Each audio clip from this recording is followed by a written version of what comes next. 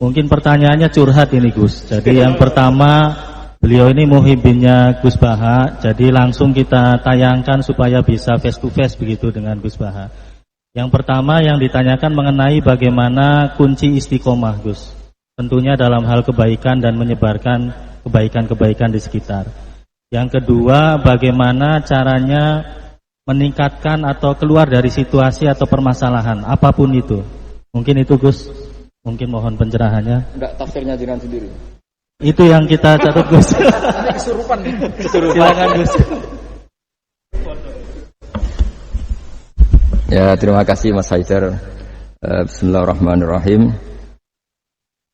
Kalau rumus istiqomah paling mudah itu kata Imam Nawawi dalam kitab Al-Majmu' itu adalah keputusan ilmu. Kalau keputusan nafsu itu kita nggak mudah istiqomah. Imam Nawawi mencontohkan begini, misalnya habis maghrib kita istiqomah baca Yasin. Itu cara pemaknaan itu baca Yasin itu kebaikan. Sehingga nanti kalau kita batalkan karena anak kita sakit atau karena ada orang tua kita sakit, kemudian kita ke rumah sakit mengantarkan, ini juga tidak mengganggu istiqomah baca Yasin. Karena maknanya adalah baca Yasin kebaikan, ditinggalkan untuk kebaikan yang bentuknya lain. Jangan seperti istiqomah versi ghairu ahlil ilm yang dikatakan orang-orang yang tidak ahli ilmu. Sehingga kadang cara berpikir, ya tetap maca Yasin senajan to makmu wis kejet-kejet gitu. Nah, itu akhirnya kan kayak Islam itu jadi sadis. Jadi demi istiqomah meninggalkan ibadah sosial. Maka banyak ulama mengatakan istiqomah itu ya kebaikan ke kebaikan yang lain, kebaikan ke kebaikan yang lain. Makanya saya bilang istiqomah itu adalah keputusan ilmu. Itu kata Imam Nawawi. Sehingga dalam banyak hal saya beri contoh. Hidup ini baik apa enggak? Ya baik, karena hidup ini menjadi mazru'atul akhirah. Referensi kita masuk surga dan neraka itu berdasar kehidupan sekarang ini. Berarti hidup ini spesial. Kita surga ya diputuskan ujian di kehidupan ini, neraka juga iya. Berarti kehidupan ini spesial. Tapi suatu saat kita pasti mati, dan mati itu baik enggak? Ya baik. Baiknya di mana? Ya kamu sudah tidak bisa maksiat lagi. Sehingga Nabi itu cara berdoa itu indah sekali. Allahumma ahyini ma kanatil hayatu khairan li wa tawaffani ma kanatil wafatu khairan li. Allahumma ij'alil hayata ziyadatan li fi kulli khairin wal mauta rohatan li min kulli syarrin. Segampang itu Nabi melihat kehidupan dan mati. Mengajarkan kita, tentu mengajarkan kita. Ya Allah, jadikan hidup ini, anggap saja saya ini masih menambah budi-budi kebaikan. Kalau saya mati, anggap saja ini berakhirnya semua maksiat saya. Mungkin sekarang kita ada zina, mungkin sekarang kita ada korupsi, tapi potensi itu tetap ada. Yang bisa mengakhiri potensi itu apa? Ya mati. Maka mati itu tidak problem bagi orang-orang baik. Kalau sampai anggap problem berarti agak kurang baik. Jadi sehingga ya hidup itu ya biasa, mati. Saya ini termasuk kiai muda yang nggak pati takut mati, ya biasa. Hidup ya mau, mati ya mau, ya biasa aja. Karena begitu indah ajaran Nabi. Ij'alil hayata ziyadatan li fi kulli khairin wal mauta rohatan li min kulli syarrin. Dan kalau ada kematian berarti anggap akhir dari segala keburukan. Maka berkali-kali saya ngomong, orang-orang alim dulu itu sudah pinter. Kalau ada badan narkoba, penjahat mati, itu tetangganya tetap disuruh bilang, ini orang baik, dia saksikan dia. Tetangganya protes semua, baiknya di mana orang nakal gitu. Padahal kiainya bilang baik kan sudah mati, tidak bisa apa-apa sudah. Artinya ada sisi kebaikan dalam kematian, yaitu segala keburukannya, bahkan potensi keburukannya menjadi berakhir. Jadi masalah nikmat juga gitu. Orang berharap bisa hidup itu sesuai rencananya. Tapi ketika dapat musibah tidak siap. Tapi apa panduan Nabi? Ajaban li amril mu'mini inna amrahu kullahu khairun. In asobatun na'ma syakara fakana khairan lah. Wa in asobathu dharra sabara fakana khairan lah. Orang mukmin itu selalu baik. Kalau dapat nikmat syukur ya baik. Dapat ujian sabar juga baik. Kenanya baik terus. Makanya saya berkali-kali bilang, hubungan dengan istri itu ya gampang. Saya berkali-kali bilang, kalau pas harmonis ya baik, namanya harmonis ya baik. Pas tukaran juga baik. Ibadahnya tinggal sabar. Dulu banyak orang jadi wali itu karena istrinya cerewet. Jadi termasuk resep jadi wali itu istrinya cerewet. Kalau secara ekonomi saya sering bilang, kalau harmonis malah minta ke mall, kalau sedang tukaran malah enggak, murah tukaran sebetulnya. Artinya orang dulu itu ngelola kehidupan tuh gampang sekali. Bodoh juga gitu. Saya pernah ada civitas akademika dari UGM cerita saya. Biasanya kampus-kampus besar kan menghormati orang yang prestasi. Saya bilang ke beberapa profesor, ya cocokkan lah. Kalau dalam pandangan kiai gimana Gus? Ya anak-anak yang nggak pinter itu ya bagus. Barokahnya nggak pinter masuk desa-desa tertinggal, akhirnya menghidupkan di desa tertinggal. Kalau pinter inginnya di Jerman, terus dapat beasiswa, malah kadang-kadang nggak mau pulang. Barokahnya nggak pinter mau di desa-desa terbelakang, akhirnya merata pembangunan di Indonesia. Di dunia kiai juga gitu, kadang yang alim paling jadi ketua MUI atau apalah. Barokahnya nggak alim dia di desa tertinggal, kelasnya pendiri masjid. Artinya kalau dalam pandangan Islam itu semua itu ada hikmahnya. Jadi Allah bikin orang ada yang bodoh itu sudah direncanakan. Barokahnya bodoh itu mau di desa terbelakang. Kalau enggak bodoh enggak mau. Ya itu cara Allah untuk menyebarkan kebaikan. Ya, ini kan fatwa ala kiai, sampean jangan buka. Wah ini berarti bikin itu Gus, berarti orang bodoh ya hebat. Ya memang hebat, Allah sudah merencanakan, tapi ya jangan dimasifkan. Orang bodoh jumlahnya sudah banyak lah, tidak usah ditambah. Tapi ini cerita, terus sampean Allah itu sudah punya rencana.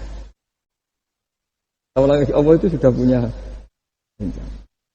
Jangan sampai kita ini nggak tahu rencana Tuhan. Makanya akhir dari kesimpulan orang-orang itu, orang-orang baik, subhanak Rabbana subhanak Rabbana ma khalaqta hadza batilan subhanaka faqina adzabannar. Semua yang kau ciptakan itu tidak ada yang sia-sia.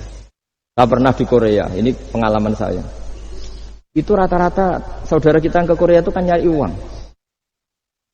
Ternyata setelah di sana nggak ada masjid, ya udah bikin masjid, kadang nyewa. Itu cara Allah untuk menyebarkan Islam di Korea. Kadang liwat pekerja itu. Dulu Indonesia sejarah yang terkenal ada Islam ya ada orang ingin kaya terus dagang ke Indonesia, orang Gujarat. Gara-gara dagang ke Indonesia terus kenal orang pribumi karena bawaannya orang Muslim ya mengkampanyekan Islam terus ada Islam. Jadi sederhana. Mbah Mun pernah cerita Harun Ar-Rasyid itu kalau punya tahanan politik itu dibuang. Itu di Irak, Baghdad. Buangnya di mana? Di Fakfak, di Irian Jaya. Makanya di Fakfak itu banyak imigran turunan apa? Arab. Itu dulu itu rival politiknya Harun Ar-Rasyid. Ketika di sana melihat orang Irian tuh pakai koteka itu bilang Urian terus jadi Irian itu. Urian itu maknanya apa? Telanjang. Jadi bahasa Arabnya telanjang itu apa? Urian itu telanjang, jadi Irian ya. Itu ya barokahnya buangan politik ya, tapi bukan tahanan kriminal, tahanan politik dibuang di sana, kemudian ada Islam di sana. Itu cara Allah. Begitu juga Islam di Eropa. Kadang dibawa mahasiswa yang dulu ketika di Indonesia agak kepikiran jadi kiai. Barokah kuliah di Eropa malah jadi kiai. Mereka nggak ada saingannya. Nggak ketemu saya lah kira-kira gitu. Kalau di sini kan nggak bisa jadi kiai. Artinya sudahlah Allah itu nggak usah diajarin gitu. Makanya Allah pernah ngendikan kul atu alimuna wa bidinikum. Aku itu pangeran, ora usah warai carane beragama. Nah kita sekarang ini beragama tapi ngajari Allah. Harusnya Islam tuh gini ya Allah. Pangeran mbok warai. Makanya rata-rata dunia ulama itu dunia minum ide di bab itu. Karena harus yakin agama ini milik Allah pasti diurus Allah. Allah tidak usah diguruin gitu. Tapi kalau kita kan nggak ingin punya konsep organisasi apa, forum apa untuk mengembangkan apa, ya itu bagus lah namanya ikhtiar itu. Tapi kalau di dunia ulama itu malah enggak. Karena Allah punya cara sendiri untuk menyebarkannya. Ya, coba yang membawa Islam ke Amerika itu orang imigran. Di Eropa juga sama, apalagi di Perancis ya, itu kan imigran Aljazair rata-rata itu. Mengenai Mas Haidar ini dari Aljazair. Ya sudahlah, kita ikhtiar, istiqomah itu nomor satu, benahi ilmu Anda, cara berpikir Anda. Ya ketika kita harmonis ya istiqomahnya syukur. Kalau tukaran istiqomahnya sabar.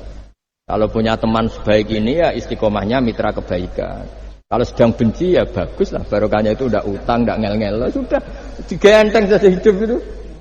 Masyhur itu dawuh Imam Syafi'i. Man ahsana ilaika faqad qayyadaka. Wa man asaa ilaika faqad atlaqaka. Orang yang berbuat baik kepada kamu sebetulnya itu mengunci kamu, mengikat kamu. Kamu ini nak kalau Pak Aryo terlalu baik sama saya, yang susah juga saya. Kalau nanti anaknya kawin, resepsi gak diundang saya gak enak. Tapi kalau dia agak-agak jahat sama saya, gak teko, serah peduli. Ini kan pantas. Jarno. Jadi saya kalau ada orang terlalu baik sama saya sudah mulai mikir ini ribet kan. Makanya saya termasuk kiai yang ada orang baik ya biasa aja karena tak anggap ini ke depan kurang baik gitu. Tapi ya saya seneng ya, namanya ukhuwah Islamiyah seneng. Tapi tidak seneng-seneng banget kayak orang yang nggak punya perhitungan. Waman asa ilaika faqad atlaqaka. Orang yang berbuat buruk kepada kamu, sebetulnya dia membebaskan kamu. Enggak mungkin kan orang yang sedang ngeneng kamu, terus utang kamu, enggak mungkin kan pinjam mobil, mungkin enggak? Apalagi titip, tolong dong saya dikasih pekerjaan BUMN, enggak mungkin. Yang minta-minta gitu pasti yang baik apa kamu. Jadi ilmu syariah itu sampai segitunya. Makanya kita harus syukur khazanah yang diajarkan guru-guru kita itu luar biasa. Man ahsana ilaika faqad qayyadaka. Wa man asaa ilaika faqad atlaqaka. Siapa yang berbuat baik sama kamu, sebenarnya dia mengunci kamu. Kamu tuh harus ada sekian etika kan? Iya, kalau zaman saya belum kenal Pak Arjo, belum sering kesini, saya cuek aja. Pas sering kesini terus bilang, Gus, saya mau ngaji ini, wah, apa nolak gak enak. Cara pertama kesini langsung gitu, wah, enggak lah, kamu siapa kenal aja, enggak. Ini agak gak bener kenal, aduh, ribet tuh. Tapi saya maafkan. Nah ini cerita mazhabnya Imam Syafi'i. Makanya hubungan suami istri kalau sedang harmonis malah saling curiga. Ada apa ini kok baik? Saking susahnya nyari baik ikhlas itu sehingga kalau bupati juga gitu, ada orang kok terlalu baik mesti mikir ada apa ini. Artinya gini, kalau kita dengan ilmu itu ngadepi sesuatu enteng saja. Barokahnya misalnya Mas Haidar di Aljazair, saksinya banyak. Kalau kita tidak pernah ke sana kan saksi sujud kita hanya Indonesia. Nanti kalau Mas Haidar ketemu Allah kan keren. Kamu pernah sujud? Pernah Gusti. Saksinya Indonesia dan Aljazair. Karena bumi yang tempat kita sujud menjadi apa? Saksi. Semakin sering kemana-mana saksinya semakin banyak. Sehingga dalam waktu sholat itu ada aturan disunatkan untuk sholat sunat itu tempatnya berganti-ganti atau bergeser-geser. Karena saksinya tuh kayak apa? Bahkan ada yang ekstrim sampai nggak mau pakai sajadah. Saksi sajadah itu tidak meyakinkan, mendingan keramik. Sampai segitunya ada yang ekstrim gitu. Kan lebih keren. Kalau sajadah kan hanya selembar kain. Ya, tapi nanti sajadahnya kan bilang, saya tidak bisa berdiri sendiri tanpa ada bumi. Kayaknya mau tidak mau buminya akan ikut bersaksi. Terus yang terakhir gimana? Sudah gitu ya? Ya tadi jadi itu kan dengan cara pandang seperti itu kan selesai sendiri. Misalnya Anda baru umpatin tetangga atau anak buah atau pimpinan kan pakai mazhab Syafi'i. Bagus lah. Nah, ya tadi kalau kurang baik kan fakot atlaku membebaskan kamu. Ya itu sudah jawaban. Wah ini moderatornya. Pak Sultan ini masalah Pak Sultan ya. Baik, terima kasih Mas Haidar. Jadi nanti kalau kurang jelas bisa diputar YouTube-nya. Yang penting kuotanya cukup dan wifi-nya kenceng begitu ya Gus ya. Terima kasih. Selanjutnya karena satu pertanyaan. Satu lagi. Ini milenial Gus. Jadi memang di proyek ini ada yang milenial, kolonial, ada juga yang campuran Gus. Miko namanya, milenial kolonial. Jadi mungkin yang pertama mohon pencerahan dari proyek Aceh. Kemudian yang kedua dari proyek Merauke. Kalau Aceh tadi bagaimana caranya milenial bisa istiqomah. Kemudian yang milenialnya. Kemudian yang Merauke itu bisa mengenai akhlak ya Gus ya. Sebagai core value-nya BUMN terutama antara anak dengan orang tua. Monggo Gus silakan. Pakai ini aja. Bismillahirrahmanirrahim. Sesuai disiplin yang saya tekuni yaitu ilmu. Seperti yang saya jawab pada Mas Haidar tadi dari Aljazair. Untuk yang Aceh juga sama. Kita di perantauan, saya pernah ditanya anak yang kuliah di Inggris, juga pernah ditanya anak yang kuliah di Amerika. Pertanyaannya itu, Gus, kita di negara yang sistemnya itu lebih mapan ketimbang negara yang kita huni. Itu cara terus menjaga syukur sama Allah itu gimana? Ya saya jawab, apapun baiknya negara di Eropa maupun Amerika, ketergantungan Anda pada sistem negara itu lebih tergantung pada nikmatnya Allah. Untuk kamu dideportasi itu butuh ketangkep, butuh ini itu. Tapi kalau kamu nggak dikasih oksigen sama Allah saat itu juga Anda mati. Kalau Allah mengambil buminya dengan memberi gempa yang besar, saat itu juga Anda mati. Artinya dia tanya, gimana cara ingat Allah di negara-negara maju seperti itu? Terus tak latih bahwa utang jasa kamu kepada Allah itu jauh di atas utang jasa kamu terhadap sistem negara. Artinya oke lah kita ngakui sistem negara itu baik, kita juga loyal sama negara.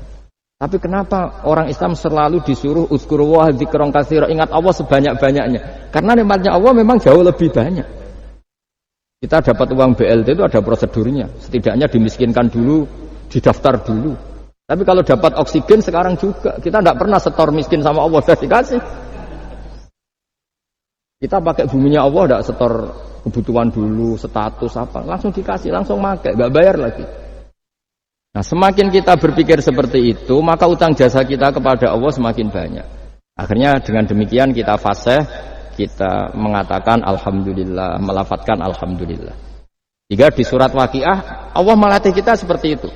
Nahnu khalaqnakum falawla tusaddiqun. Yang menciptakan kamu itu kita, saya, maka kamu harus begini. Yang menurunkan hujan itu saya, kata Allah, kami. Kamu harus bersyukur. Bumi yang kamu huni, kata Allah, bisa saja setiap saat ayakhsifa bikumul ard. Bumi yang kamu huni, yang kelihatannya kokoh, setiap saat bisa likuifaksi. Air yang kamu minum, bisa saja setiap saat ya ghauran itu qul ara'aitum in asbaha ma'ukum ghauran.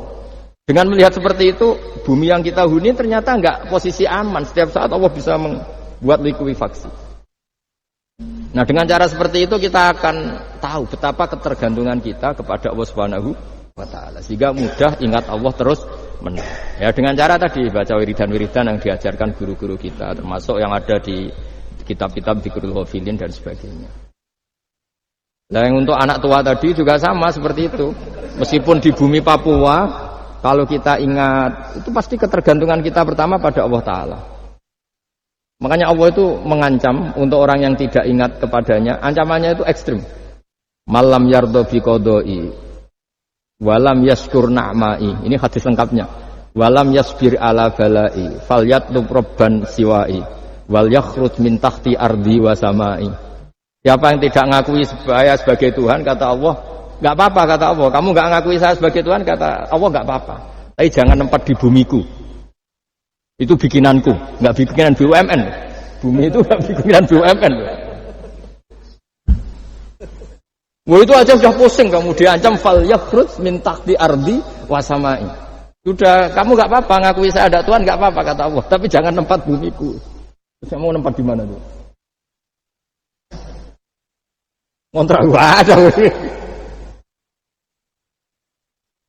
Ya gitulah kira-kira cara, yaitu lagi-lagi saya bilang, karena saya nekuni ilmu, ya saya jawab dengan cara ilmu. Ya, terus beberapa kiai dengan cara suruh lafadzkan kalimat-kalimat thayyibah tertentu. Tapi itu pun nanti muaranya itu ilmu. Karena kalimat-kalimat itu menjadi baik dan berkualitas juga berdasar ilmu. Makanya saya bilang supaya mudah ingat Allah, caranya gimana? Semua yang kita pakai itu milik Allah. Maka terima kasih utamanya kepada Allah. Ya, saya kira demikian.